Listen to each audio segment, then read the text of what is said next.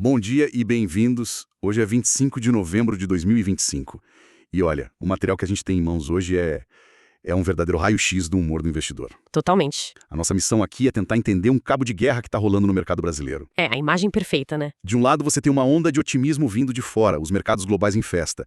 Do outro, uma tensão política pesadíssima aqui em Brasília que, assim, bota um freio em tudo. Vamos ver quem está ganhando essa briga hoje. O investidor hoje acordou precisando ser quase um equilibrista de prato, sabe? Um olho no que o Banco Central americano pode fazer para animar o mundo e o outro no Congresso brasileiro, que parece bem determinado a testar os limites fiscais do país. O material mostra exatamente esse dilema. Ok, vamos desvendar isso então. Para começar, acho que a gente tem que olhar para esse ruído mais próximo, o que vem de Brasília. O que exatamente está acontecendo para azedar tanto o humor por aqui? A briga entre governo e Congresso parece que escalou, né?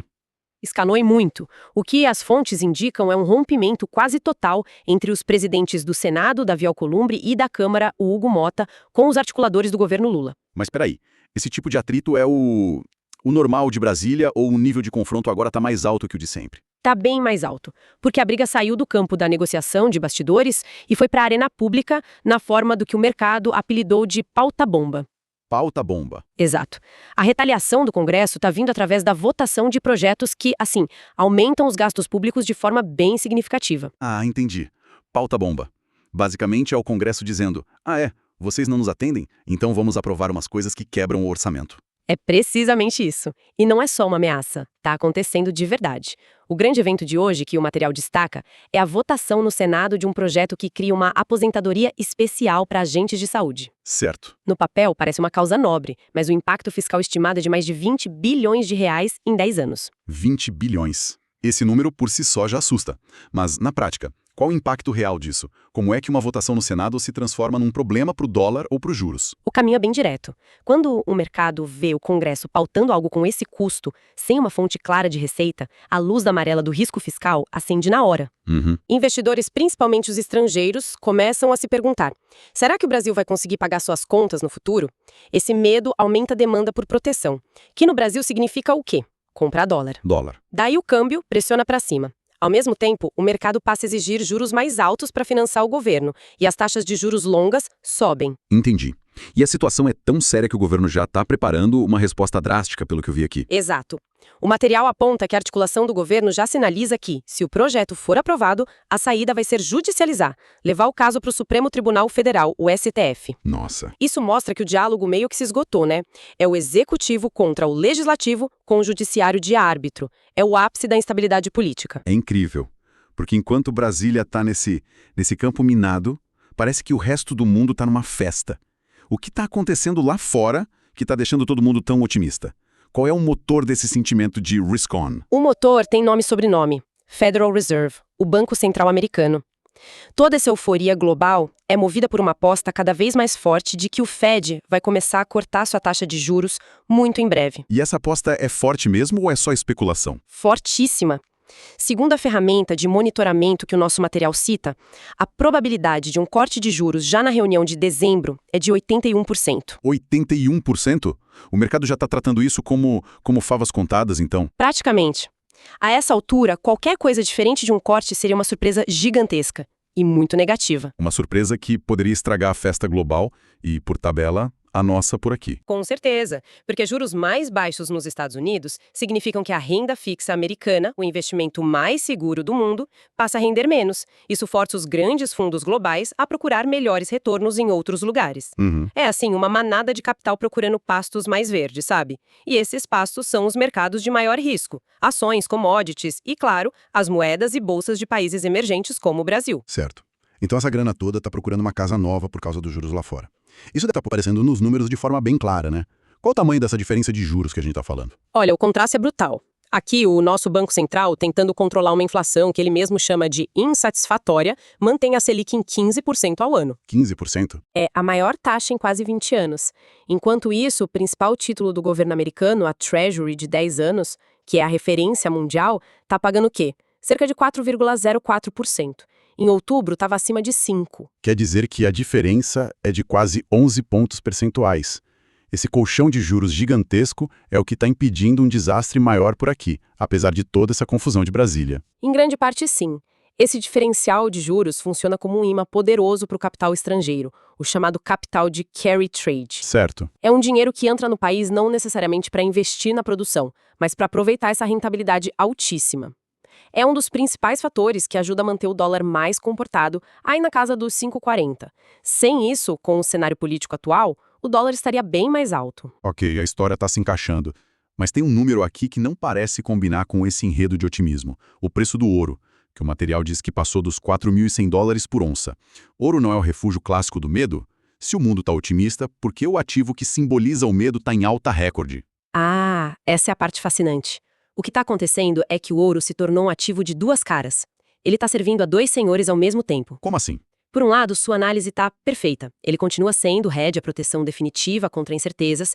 Parte dessa alta reflete investidores se protegendo do risco fiscal brasileiro, da instabilidade geopolítica, de qualquer problema no radar. Certo, esse é o papel tradicional dele. Mas e o outro lado? O outro lado é que o ouro também se beneficia diretamente da expectativa de queda nos juros americanos. Pensa comigo, o ouro é um ativo que não paga juros. O apelido dele é Zero Coupon Asset. Sei. Então, quando as taxas de juros de ativos seguros, como os títulos americanos, estão altas, o custo de oportunidade de ter ouro na carteira é enorme. Você deixa de ganhar um bom rendimento seguro. Ah, entendi. Mas quando os juros caem? Exato. Quando os juros caem, esse custo de oportunidade diminui drasticamente. Fica muito mais atraente manter uma parte do patrimônio em ouro, porque o que você está perdendo em rendimento seguro é bem menor. Então, a alta do ouro hoje reflete tanto a cautela com os riscos, quanto o otimismo de que os juros vão cair. Que loucura! É um paradoxo que define bem o momento do mercado. Então ele é tipo um camaleão. Se o cenário global azeda, ele sobe por ser um porto seguro. Se o cenário melhora com queda de juros, ele também sobe. Parece um bom negócio. Dito assim, parece um investimento perfeito. Mas é uma dinâmica complexa que mostra como os investidores estão otimistas, mas com o pé atrás, sabe? Falando em otimismo, esse fluxo de capital estrangeiro já chegou na nossa bolsa?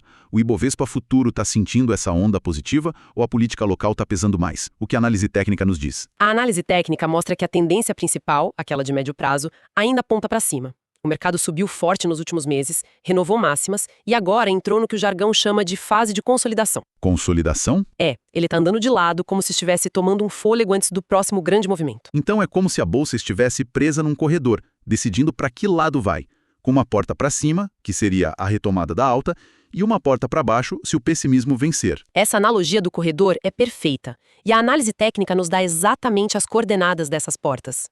A porta para cima, que a gente chama de resistência, está na região dos 157.400 aos 157.870 pontos. Se o índice conseguir romper essa barreira, é um sinal técnico muito forte de que os compradores voltaram com tudo. E a porta de emergência para baixo, onde fica? A porta para baixo, o nosso suporte, está na faixa entre 156.400 e 155.800. Perder esse piso seria um sinal preocupante. Entendi. Indicaria que o peso das preocupações de Brasília finalmente superou a força do otimismo global. Aí a gente poderia ver uma correção mais forte. O mercado está exatamente nesse corredor, esperando um gatilho. Certo. Entendemos o cenário, os números, o corredor da bolsa, mas o que pode ser esse gatilho?